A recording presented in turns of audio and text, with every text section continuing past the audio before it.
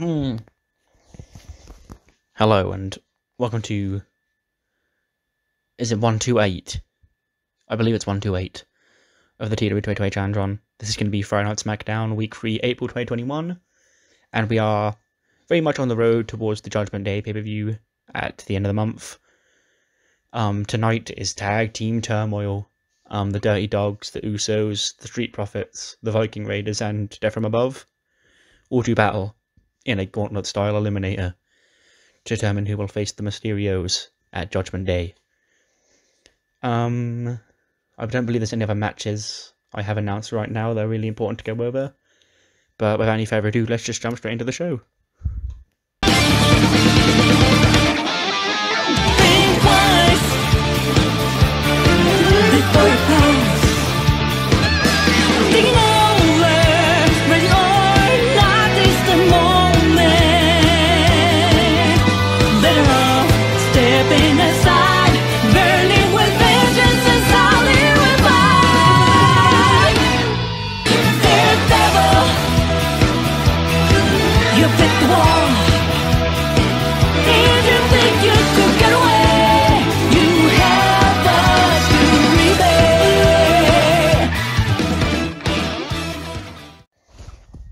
We opened the show with Randall Keefe cutting the Randy Orton promo, basically, where he's talking about how he's the 14-time WWE champion. It's kind of, I don't want to really say boring, but your standard Randy Orton champion promo where he just comes out and says a lot of nothing, really. Says he's going to beat Karrion Kross. One thing we will mention is that it was him, the last time that 2 world championships existed on this show, he was the one who unified them when he became the world heavyweight and WWE champion in that TLC match against John Cena. And history is going to repeat itself at Judgment Day when he unifies the WWE and Universal Championships and becomes the last ever Universal Champion. And something about the deadliest letters in WWE, RKO, etc. Yeah, no Karrion Kross interruption, just Randall Keefe chatting shit. 56 for the opening match. Shotzi and Ember get another tag team win. They beat the Ninja Warriors in 5 minutes, when Shotzi Blackheart pinned Caden Carter with a Fright Night. 75 for Ember, 57 for Shotzi, 53 for Casey, and a 40 for Caden Carter. With matches like this, one thing I have been working on doing is trying to book the show. I believe I have gone over this in the first episode of this series. I'm trying to book the shows more, I guess, realistically, where usually before I did match and then 5-minute segment, and all the segments were 5 minutes because I think 5 minutes is the length for it to still be deemed important and not get dinged for being too short. But that was the formula. But just sitting there and watching these shows in real life, these promo segments go like 10 minutes, some go 3, some go 8. This like varies, and the matches like before this would have gone 10 minutes, but they just don't go that long on real SmackDowns. They go like 5 to 10 normally. Maybe a big main event will go 10 to 15. Maybe another like big match will go at a push 20. But most of my matches were going like 12, 14 minutes. And yeah, just like really not really how long they seem to go. So I'm sort of trying to like balance it out and make it a little bit more flow a little bit more realistically. So 5 minutes is all this gets, which is fine for a free TV match, I guess. And it will make the pay-per-view matches more special. But I still expect to hit like 80s with 10-minute matches, because yeah, that seems to be the limit that I can't seem to break. Sasha and Indy and Mickie James are doing more strategy. Indy says, look, Sasha, here is the thing. I've done the stats, the calculations, and at Judgment Day, the boss group, we have great percentage chance of beating Bianca Belair because she's not going to beat you twice. And that's when Sasha's like, Indy, stop. Last week you did this. You showed me these stats and these graphs, and I lost to Shotzi. I'm not going to blame you specifically, but come on now. I need to tell you that I need to beat Bianca Belair. I've already lost to Bianca Belair once. I cannot let that happen again. And then Indy's like, yeah, see, that's actually where you're wrong, because you kind of can. Because if my calculations are correct, Bianca has beaten you once, but she can't beat you twice. So if we were to make this match at Judgment Day 2 out of 3 falls, then by my calculations, the boss statistician of the group that I am, here in this fancy business meeting, then you'll become the women's champion because she won't beat you twice and you'll get the 2 falls over her. So then Sasha's like, you have a great point, Indy. That does sound interesting.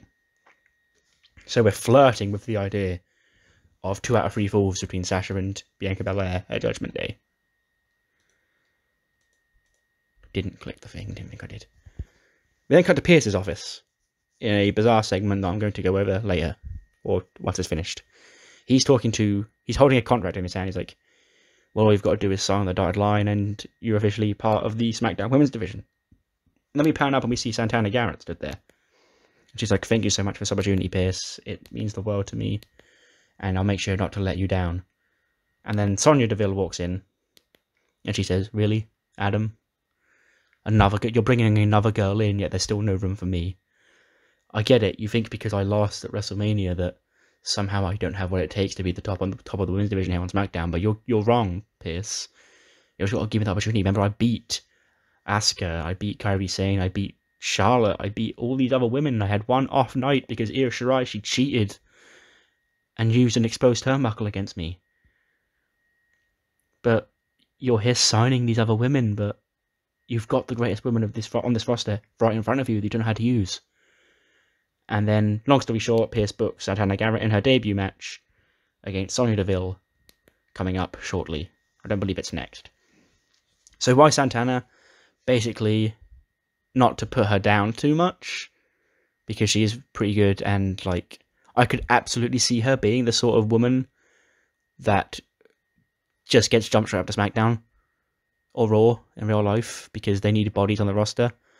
And like she's not really doing anything in NXT, and she's perfectly serviceable as a wrestler, so it doesn't really need to be down there.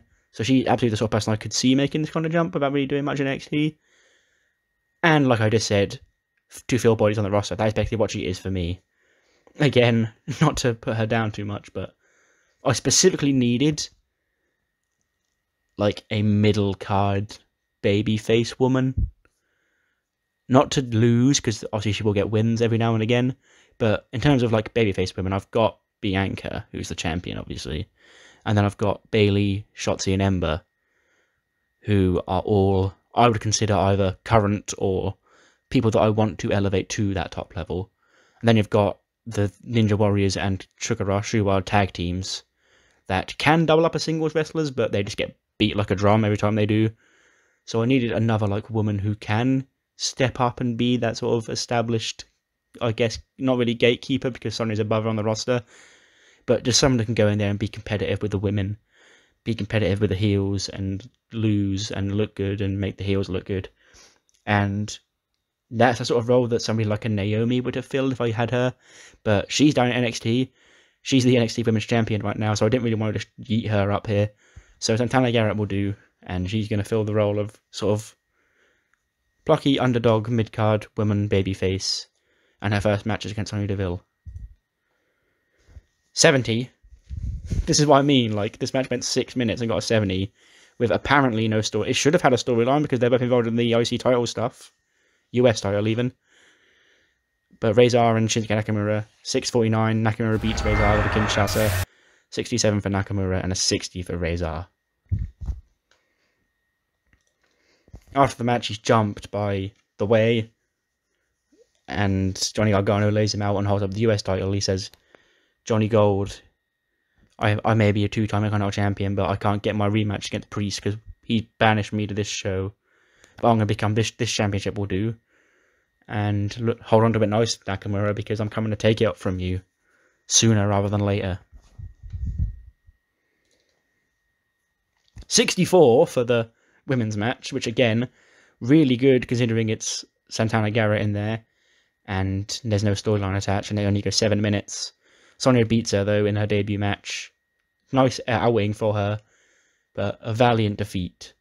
And Sonya wins in 7:03 with a submission, the ankle lock I believe she uses on mine. 67 for Sonya Deville and a 45 for Santana. Not too shabby. We got back to Pierce's office, and he's talking to Sami Zayn.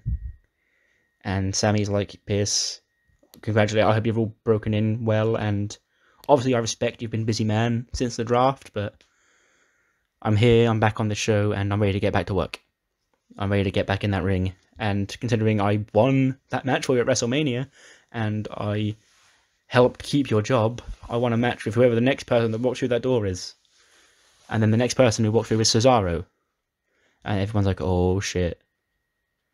And Cesaro's like, Sami, long time no see. I see you've kind of sorted yourself out since the last time we were together.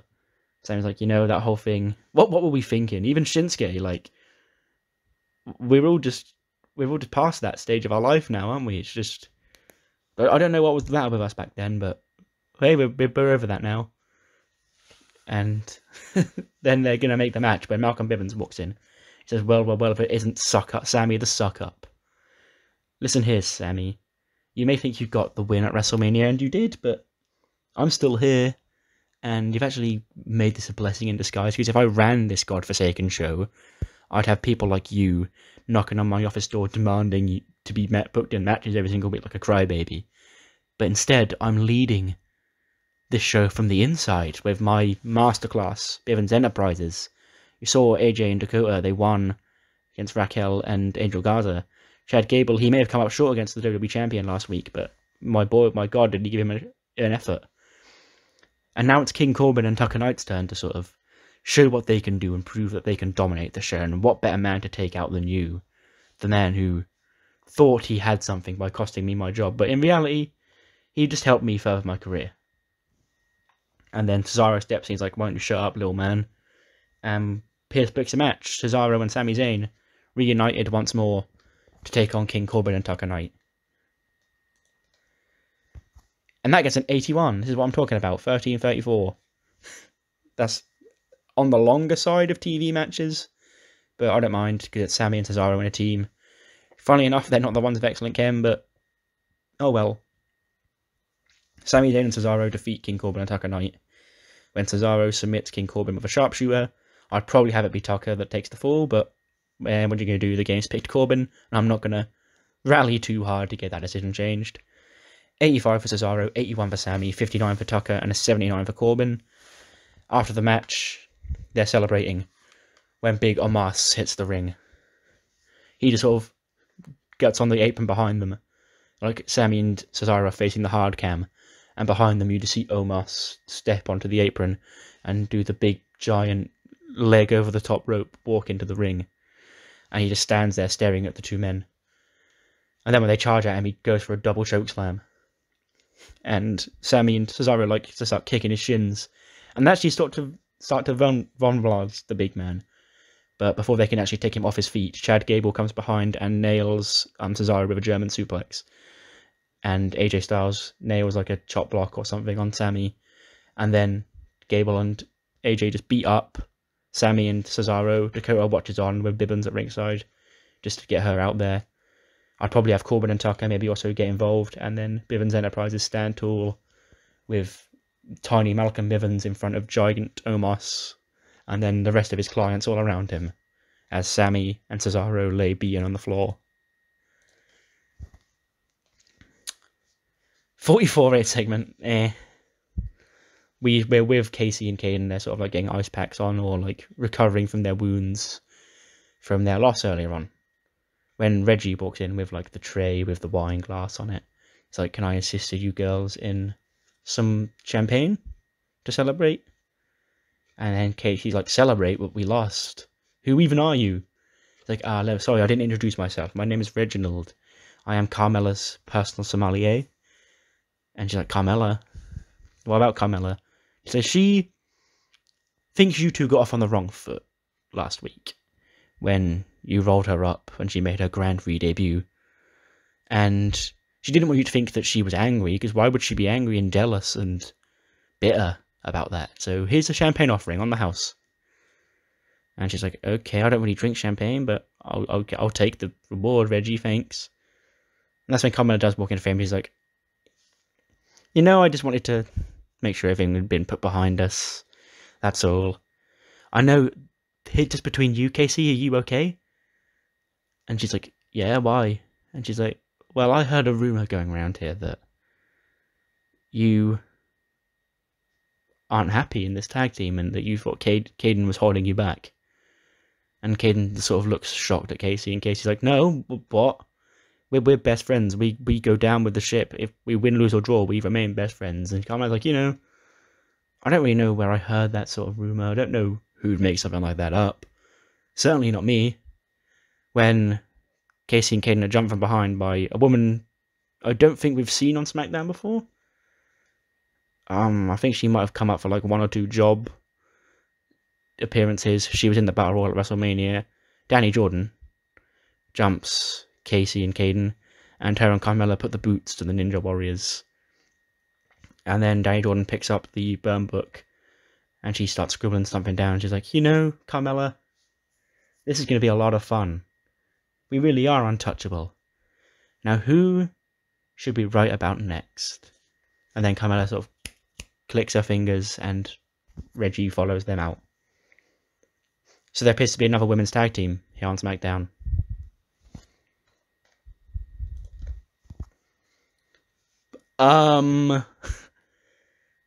Again, this is what I mean about the matches. Big E and Danny Burch, 73 rated match, 2 minutes and 27 seconds. Big E sort of essentially squashes Danny Burch with the big ending. 88 for E and a 45 for Burch. 73 rated match. Yeah. Post-match, Kayla gets into the ring to interview Big E. She says, impressive win here for Big E. What are your motives here on SmackDown?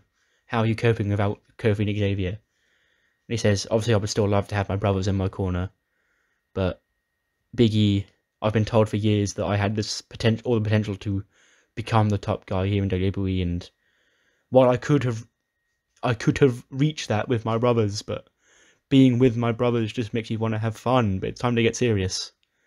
I mean, I'm still going to have fun, but being the happy-go-lucky guy like that, as much as I love doing that, and that is me, it ain't going to get me the Universal Championship, it ain't going to get me the WWE Championship, Kayla. And as for Samoa Joe, I don't know what his problem is with me, I don't know why he's picked me, of all people, to take his frustrations out on, but nah, son, you've picked the wrong man to pick a fight with, I get it. You think your time's running out, well, my time is just getting started.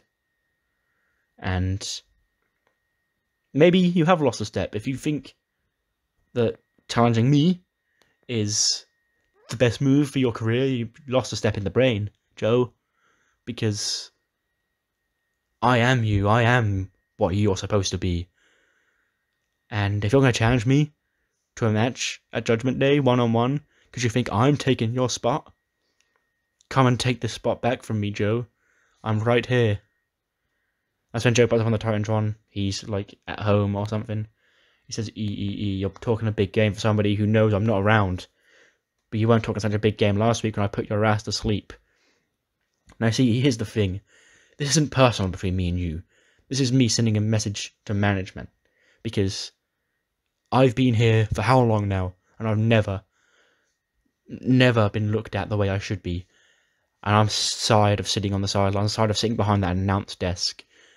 And I'm not going to sit by and watch a flavour of the month like you take the spot that should have been mine all these years. That I should have been in your spot 15 years ago. And I can feel myself running out of time to take my spot. And I'm coming for it, E. And you just happen to be in my way. We're gunning for the same prize and only one of us can take it. And at Judgment Day, I'm going to take you. I'm going to put you to sleep as I continue my path towards being where I need to be.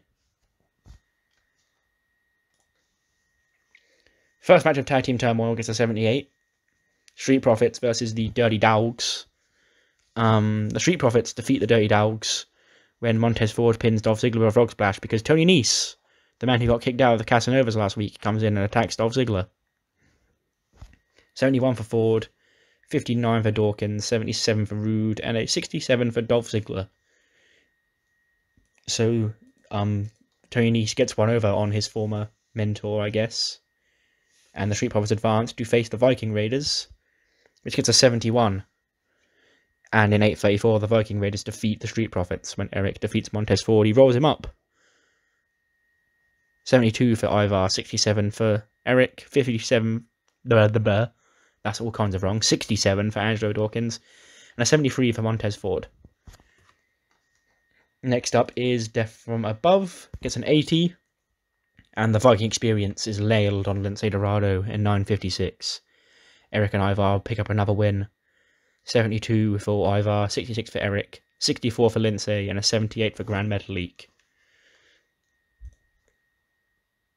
Quickly, before the final part of the gauntlet, Talking Smack graphic, Kayla and Heyman are going to be joined by Tony Nese. They're going to be joined by Santana Garrett, the newest signing here on SmackDown, and by the women's tag team of Shotzi Blackheart and Ember Moon. And a 77. Jacob Fatu, that dastardly man that he is, he's at ringside and he sneak attacks Eric, and the Usos pick up the win in tag team turmoil with a double super kick to Eric in 9:33. 70 for both Usos, a 71 for Ivar, and a 65 for Eric. So the Usos will go one-on-one with the Mysterios at Judgment Day. 47, Tony Nese, poor guy. Just him explaining or talking about Dolph Ziggler and how he feels that Dolph Ziggler didn't give him a shot, and that it's a bit rich for someone like Dolph Ziggler to not give someone like Tony Nese a spot, because Tony Nese, he's very much like what Dolph Ziggler was when he first came into WWE. And at Judgment Day, Tony Nese challenges Dolph Ziggler to a match. Santana, she's here. She's welcome to SmackDown. Santana, how are you feeling after your first night on the Blue Brand? She says, didn't go the way I wanted it to. Sorry, Deville, she's one of the best in the women's division here in the company. So I was thrown in the deep end by Pierce, but I do thank him for the opportunity and thank him for the gratitude of him signing me to a contract. But this is only the beginning of the Santana Garrett era here on SmackDown. And next time, I won't be so unfortunate. I'm going to get that win, and I'm going to make my message and make sure everybody knows my name. Whether that's against Sonya Deville, Sasha Banks, Bayley, any of these women, bring them on. I want to wrestle them all. And finally, we're shooting an angle on Talking Smack. Shotzi and Ember are talking about being the greatest women's tag team here on SmackDown, and Ember, she was the women's champion, and she needed backup to stop Sasha, but Sasha got away from her, but Ember hasn't forgotten about Sasha and everything she did to take her championship, and her and Shotzi, they're still coming, they still have Boss in their sights. And then Candice and Ruby walk in, they're like, I can't help but notice you refer to yourself as the greatest women's tag team on SmackDown when we're right here. And to be honest, I think it's quite insulting that you could even possibly suggest that you're better than us, because we are former women's tag team champions. We've been a team for the better half of a year, whereas you've been a tag team, 3 months? If that. 2? So you need to keep your little mouth shut, because we're the greatest women's tag team here on SmackDown, and that's that. And then maybe a cheap shot from Ruby to Shotzi, slaps her, and then they walk off, and then Ember tries to hold Shotzi back, because Shotzi's trying to get at Ruby for slapping her in the face. And that's the end of... Hello? Is this thing working? Are we on? Hello? Bet you thought you'd forgotten about us, didn't you? Well, just popping by to remind you all that we're still here, and hope you're enjoying your Friday night SmackDown Sports Entertainment, because the big nasty message, they stopped hijacking the show because they got what they wanted. But we haven't got what we wanted, because I've watched and I've seen these things. They're still exactly the same way they were. And no, you're not getting away with that. So we're back, and your show is gonna remain under attack until this gets sorted out. Because I will do it, and this message will be delivered. Just wanted to pop in and say hi. Welcome back to Kayla and Heyman and whoever else is on your screen right now.